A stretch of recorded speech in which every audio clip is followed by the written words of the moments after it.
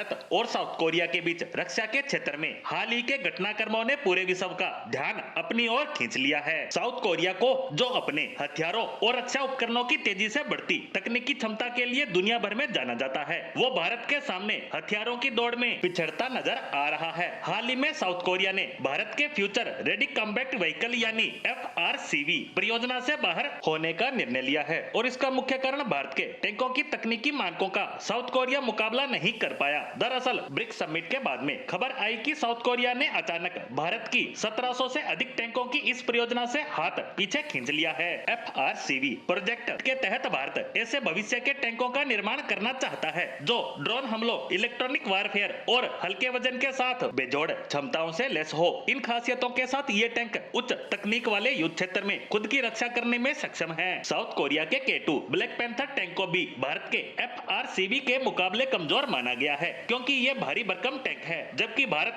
हल्के और उच्च तकनीक वाले टैंक चाहता है। यही कारण है कि साउथ कोरिया अपने उच्च तकनीक के उपकरणों के बावजूद भारतीय मानकों पर खरा नहीं उतर पा रहा है। बता दें कि भारत का रक्षा क्षेत्र पिछले कुछ वर्षों में काफी तेजी से विकसित हो रहा है। पनडुब्बियों से लेकर हेलीकॉप्टर और कॉम्बैक्ट व्हीकल तक भारत ने अपने हथियार निर्माण के क्षेत्र में कई नई उपलब्धियां हासिल की है। भारतीय सैन्य और रक्षा अनुसंधान संगठन यानी DRDO भी बहुत से ऐसे प्रोजेक्ट पर काम कर रहा है जो भारतीय सेना को तकनीकी रूप से आत्मनिर्भर बना रहा है। हाल ही में भारत ने साउथ कोरियाई K9 थंडर को खरीदा जो एक उन्नत आर्टिलरी सिस्टम है। हालांकि इसके बाद भारत ने दक्षिणी कोरिया को कई अन्य रक्षा प्रोजेक्ट में पीछे छोड़ दिया। हेलीकॉप्टर के क्षेत्र में भी साउथ कोरिया भारत की आवश्यकताओं को पूरा नहीं कर सका और इसी कारण से अब वह इस प्रोजेक्ट से बाहर हो गया है। ऐसा होना भारत के रक्षा विकास में साउथ कोरिया की असफलता का संकेत माना जा रहा है। साउथ कोरिया का K2 ब्लैक पैंथर टैंक भारी होने के कारण भारत की FRCV परियोजना के मानकों पर खरा उतर नहीं सके। भारत की इस परियोजना के लिए ऐसे टैंकों की मांग है जो हल्के हो